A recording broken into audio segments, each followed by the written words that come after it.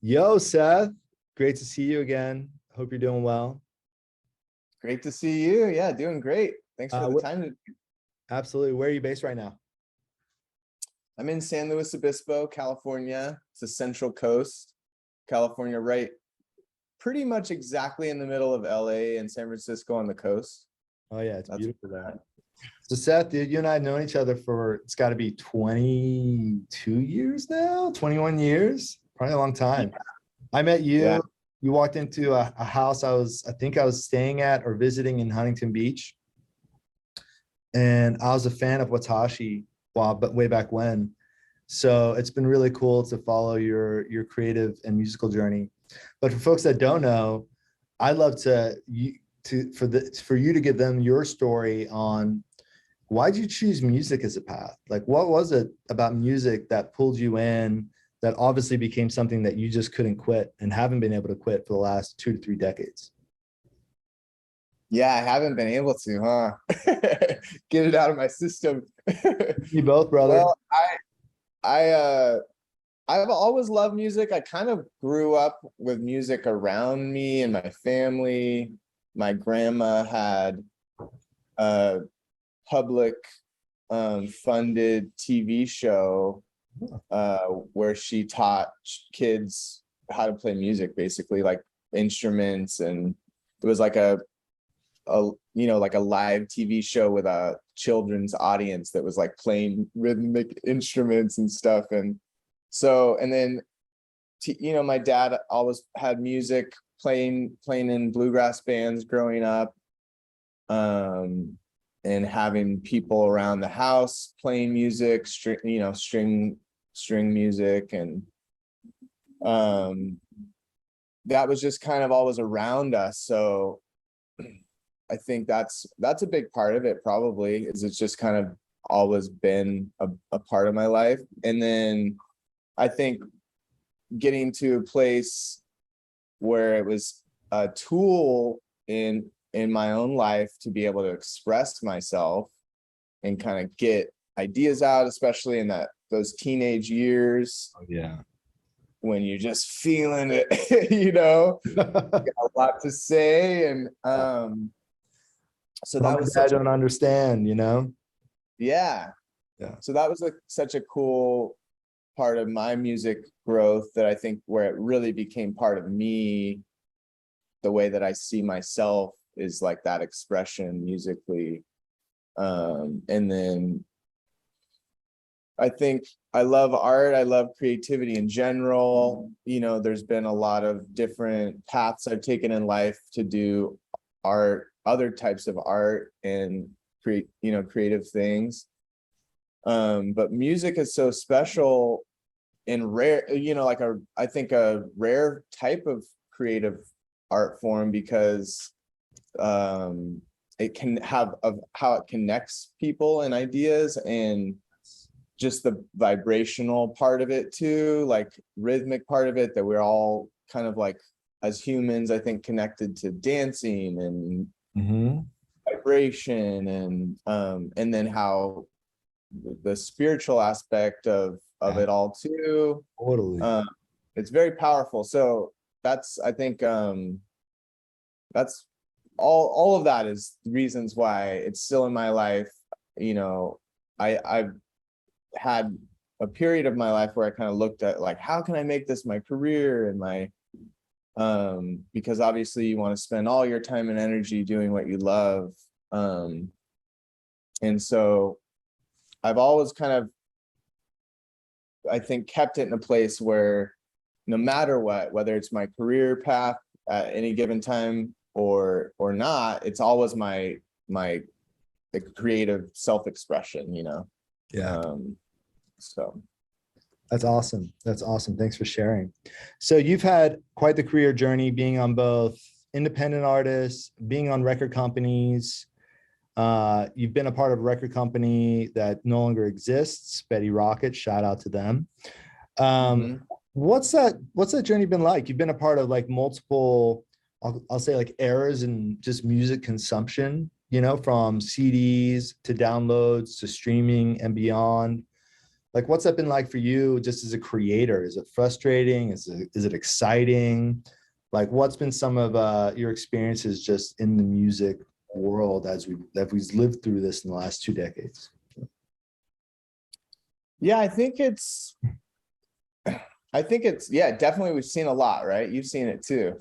We've known each other a long time.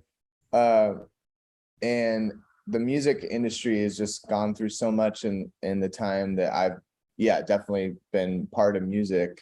I think our first release was on a cassette, and then we, CDs, and then all the You digital. actually had a cassette? You had a cassette early on? Yeah, our first, yeah. Betty Rocket was putting out cassettes, yeah, and Diamante distribution. Yes. I used to buy cassettes at like the local mall store that had all the Tooth and Nail records. I remember that. I would debate. Yeah. You get the cassette for like $11.99 or the CD for $13.99, and you'd be like, "Oh, I don't know. I don't know." Yeah, for sure. I remember feeling like I would buy ones that like I didn't love as much on cassette because it was more affordable, whatever. Yeah.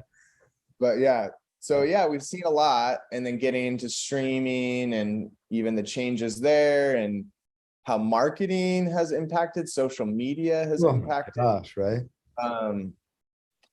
So, just content in general is different, whether it's music or music videos, or video killed the radio star. So there's that to consider too. Like how much that I think the artist makes music videos now compared to 10 years ago, so there's just so much. I think it is, for me, it's not frustrating. It's actually exciting, I think, because it's like, because I think it feels like in line with like music should be, or any art should be, new ideas, and it should be like pushing, and what's the next thing, and where's the future. So it's almost like tech and or like the way that consumers are changing music, and all the content made, to support music or whatever, or get those get that creative energy out. It's kind of exciting to have the new challenge of like, well, what's the new platform, and how do we break through, and how do we connect these ideas? And so what's Watashi Wa's TikTok strategy? That's why we hired a manager. It's a crazy world. Do you guys get frustrated at like all these new platforms and feeling the need to almost be like a dance monkey, like putting on a show for everyone on all these platforms? Or do you feel like you're just okay and embracing it and running with it? I think there's a balance. I think with anything, you do it in your way that feels like true to you as your voice in that world, or like your brand in that world, or but I think if anything, the frustration is for me is just like the time and energy to be able to do the most in those channels that I would want to, or like take, or like even the budgets to like make the creative as great as it could to support those channels, because to me it's more like it's opening up more opportunities. There's more opportunities now for artists to break through. Yeah, maybe it feels like there's like a pressure with that of like, oh, maybe I'm not doing enough, or I'm not doing what other people are doing, or in the same way, but I look at it more like, no, it's just more opportunities that when we have the time and energy and budget, we can like do so much for, or like we can get creative to do in our way, but yeah, I think the only frustration is that I wish I had more time and energy. Yeah, so it's not creating the content that's bothering to you, it's just you wanting to do it at a level of excellence, and feeling challenged that you can't always hit that level of excellence with your time and energy. Yeah. But then that's a good challenge because you find creative ways to do what you do in a creative way and still cut through, you know, with so I like that too. Like we just made a whole bunch of music videos, really low budget and friends and DIY. And so there's things that, like, you know, I think it can make you kind of push to a creative place too with that. Cool. So Watashi Wa just dropped a new record. Congratulations. It's sick. Thank you. Tell us a bit about that journey, what inspired you to write the songs on this record, and what you hope people get out of it, you know? Well, you know, I started making the record kind of right as the pandemic hit. And so the actually making the record throughout the pandemic really, I think, informed and made the album what it is in a big way.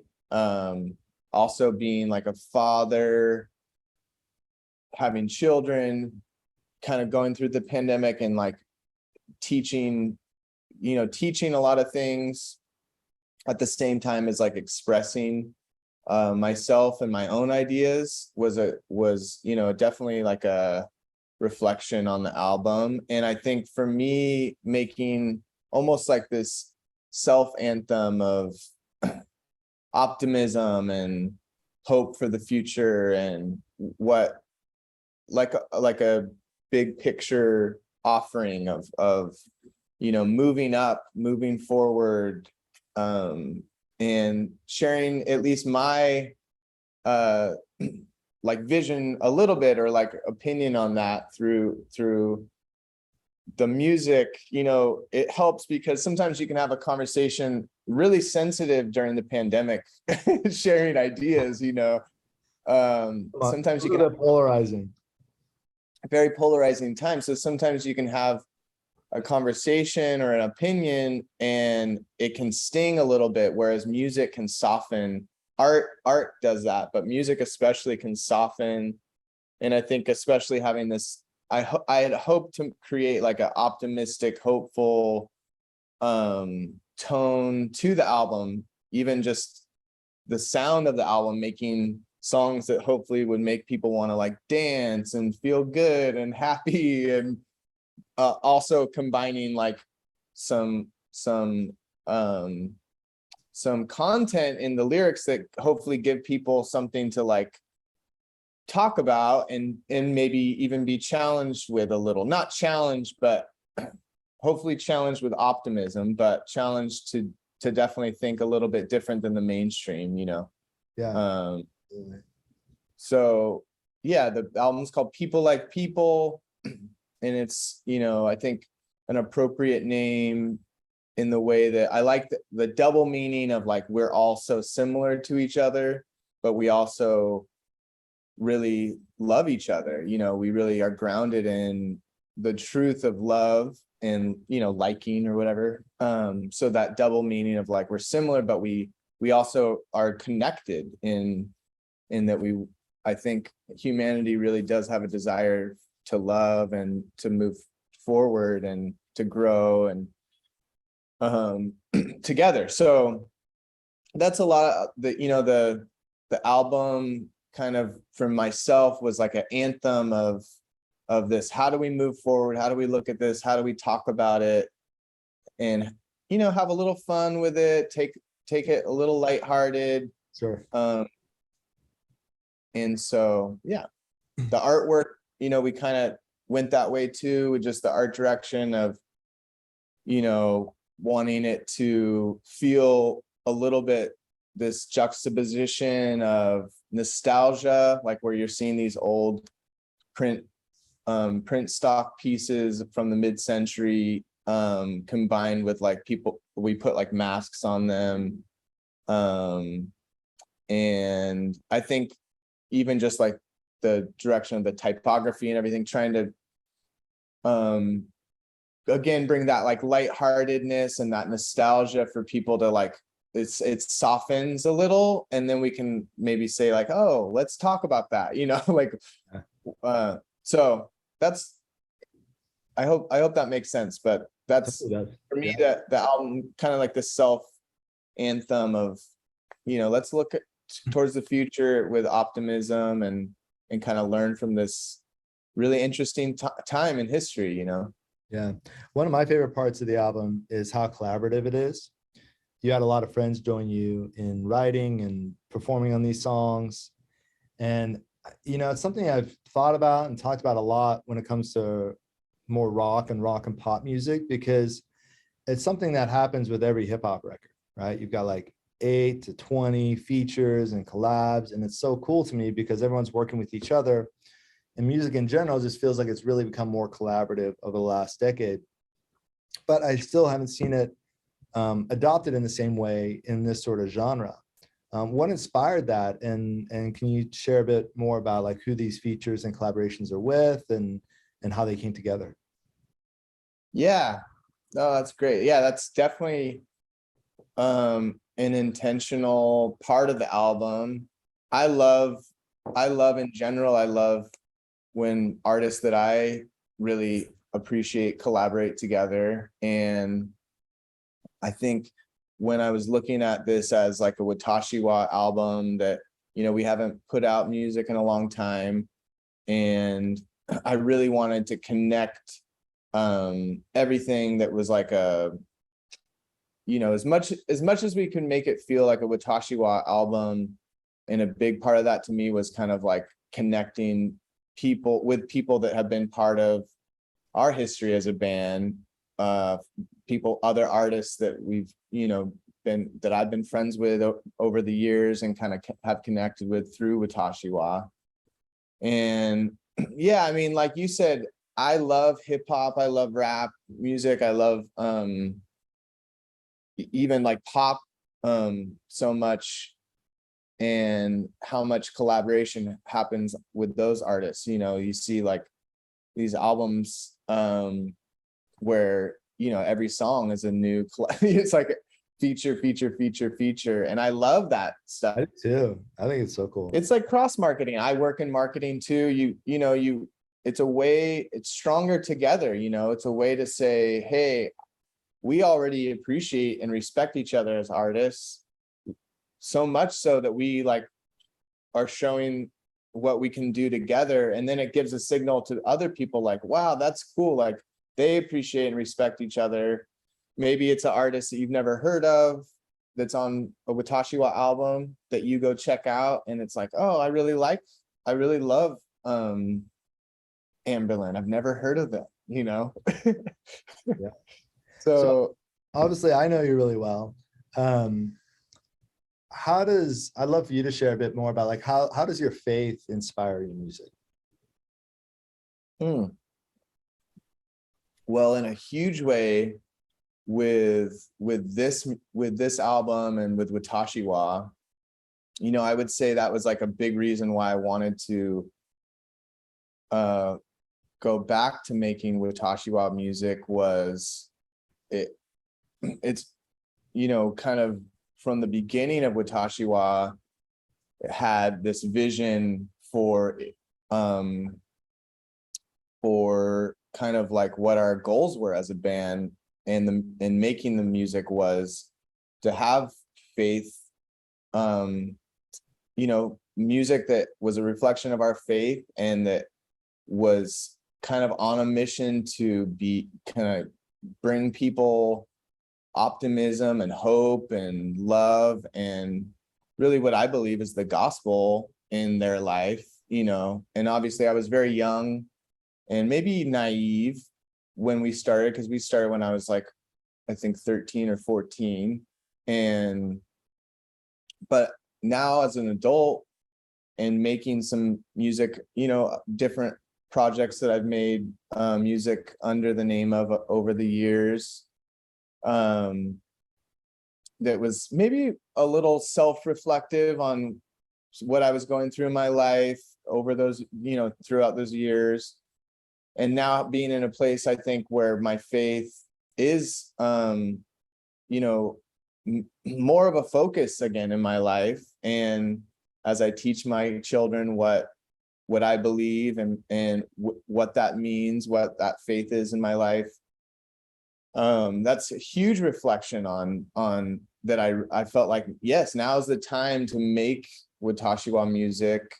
And my hope too is that, I think looking at the state, like the state of the world and the time that we've been living in, that this music can be something that God uses to kind of cut through and offer something that's different than definitely what a lot of the media that's out there. Because the media, like I said, I work in the media world. I work for one of the biggest news media companies in the world. And so seeing, I think there is something that I have faith in that I want to offer up. And that's a big part of the goal with Watashi Wa. It always has been. And yeah, it feels like in hip hop, going back to this conversation, in hip hop and rap, it's like acceptable to say that and even include faith in your music and be mainstream. But in sort of rock pop music, it's a little less. And I just like, right. I'm hoping that is changing, and I'm excited to see you sort of help push that forward. Thanks. Yeah, I think it's something that, my hope is as an artist that you can, normalize it too. And then other artists can see like, oh, maybe I can be more expressive about these things that you're trying to be a little more neutral on or something. Yeah. That was another thing that thought with even the collaborations on this album is kind of aligning with other people that I knew, like could back what back the album and back kind of saying some of these things. And so yeah, it's a big part of the message. And yeah. Cool. How has songwriting and being an artist changed for you over the years? When you're younger, you're not in a relationship, you're not married, you don't have kids. Like you said, you were pursuing it when you were younger as like your full-time career, right?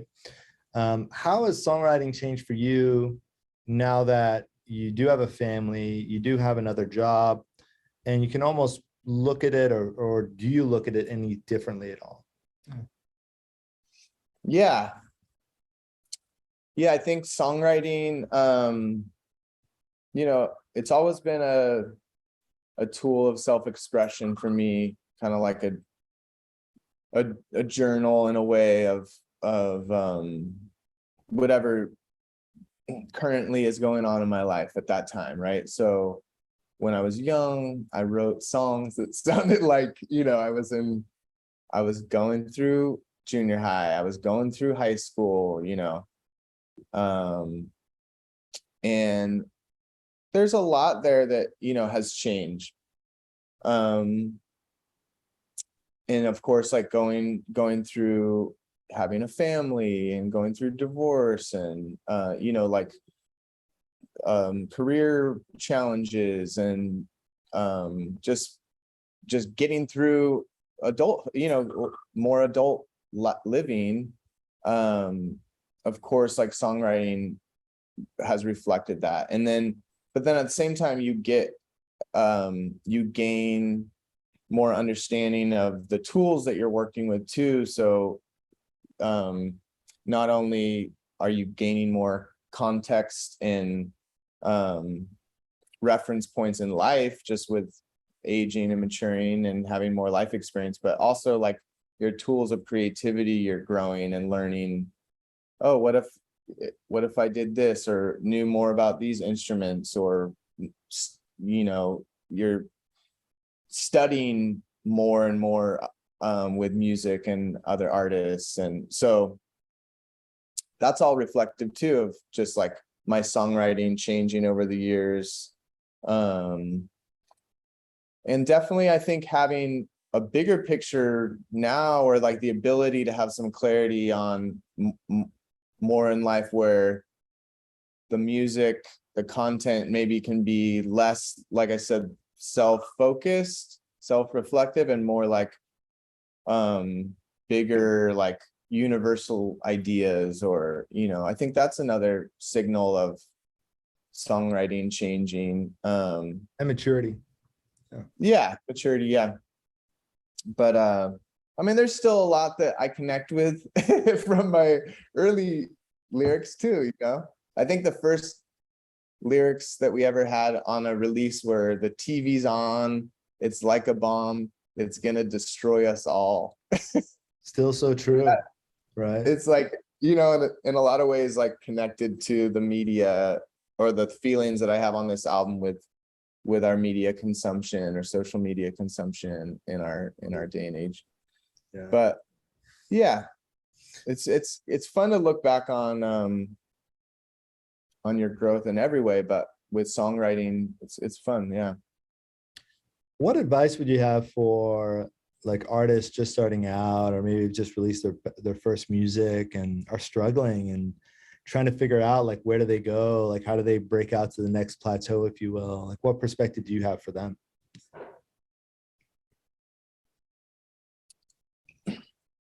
Well, I would just say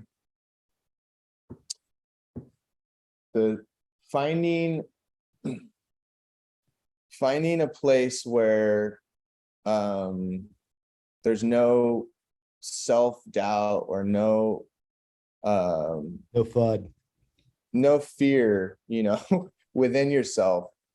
And I think that's why I'm thankful that I started at a really young age, to where I was like almost too naive to like understand some of the fears that I got later in life. But you know, just don't compare yourself to other people ever. Be yourself, completely believe in yourself, be like almost a maniac. Be okay being seen as like a maniac. Or I think the soonest that you can like not care about what anyone thinks, and kind of defeat those frames of authority in your life from a creative perspective, just fully empower yourself to completely go to all your ideas, then you're gonna, yeah, you might fail quickly, but you'll learn quickly too. And you'll grow, I think, really quick, a lot quicker that way. I think a lot, even in my own paths, I've found like, why am I trying to be this, or why am I comparing myself to this, or why am I We all do, man. Even like, yeah, we all do. just in our career journeys or life journeys, right? Yeah. Social media makes it easy for us to compare ourselves, and that comparison becomes the thief of joy, right? Yeah. Yeah. Yeah, and we're all iterating and responding to what we love too as artists. But I think the soonest that you can just kill what anyone thinks and just believe in your ideas and go for it from a creative perspective, obviously, like an art perspective, just believe in yourself and go for it. And if you keep that up, at some point it will pay off. Like if you just stay consistent with that, at some point it will pay off, you know? Yeah. Cool. Well, Seth, thanks so much for taking the time, man. We're so excited to be working with you. And I'm just so excited for your upcoming tour. If you want to share a bit about that and your upcoming festival performance at Furnace Fest. Yeah. Yeah, we're so excited to be working with you guys too. And we're so excited for the tour coming up with Emery and Norma Jean, the Labeled Fest tour. And Labeled Fest is going to be doing a lot of different regions over time too. They're going to be adding more. So we're excited to be part of that. And then of course the Furnace Fest family this year invited us in, which is awesome. We're excited to be at Furnace Fest. And that's going to be a great set, great day, great weekend in general. And a lot of great bands. I think we play the same day as Sunny Day and Pedro. My gosh, taking it back. So, yeah, I told a story about how like I was talking with someone earlier about, we used to download music on Napster and Kazaa. And my motivation for it was because it was so hard to find these CDs. It wasn't like I was trying to steal. It was just like, you know how hard it was to find a Pedro the Lion CD, like in an independent record store, let alone a Best Buy. It was Totally. impossible. So I remember as Yeah. a kid, like not even knowing how much money to send, but like putting cash in an envelope and sending it to the PO box for this label called Made in Mexico on the back of the Page of the Lion EP, just trying to get copies of their next record because I had no idea how else to get it. Like, can you just put me on the list, please? Yeah, it's just like, and it's interesting. We're now in this new world where like, we've now been trained over the last decade to just stream music and use these digital jukeboxes like Spotify and Apple Music. And, I'm one of the people, I'm like, I miss owning music, and Yeah. the way that we've been able to do it over the last few years, where now with vinyl is coming back, which is amazing and such a beautiful experience to have like a big physical item. Yeah. And then obviously NFTs kind of create this new way that fans can actually own music again, and share it and sort of show off what they own in a really cool way. But it's just really fun and interesting to see this continued evolution of music and how fans consume it and share it. I agree, man. It's exciting. That's kind of goes to what I was saying too. It's like that music is, so amazing that it can connect us and kind of move culture forward and push new ideas. And obviously music is always evolving. We see that, or like we hear that. But it's also cool how like these formats or like these new things like are happening, like you guys are working with. So yeah, it's exciting. I'm excited to be kind of part of that too. I think we've always tried to, and you've definitely always been on that forefront of like, what's the next, iteration here in this music. Yeah, sometimes a little too soon, but yeah. It's cool though. So I'm excited to be with you on it, See, Thanks, we're definitely gonna next 5 years see some pretty cool stuff. So yeah, I think it's gonna be really fun. I think it's the best time ever to be a songwriter and a musician maybe in human history, maybe not, but I think there's more opportunities now for artists than there ever were, which is really cool. Yeah, I agree, man. I feel the same. Well, thanks. Cool. Thanks for your time, man. Looking forward to seeing you out there, and you stay warm and gold in beautiful California. Yeah, I'm excited to see you too. Definitely come out. Everyone too that's watching, come out. Come out to a show. Let's do it. Watashi Wa on tour 2022. All right. See ya.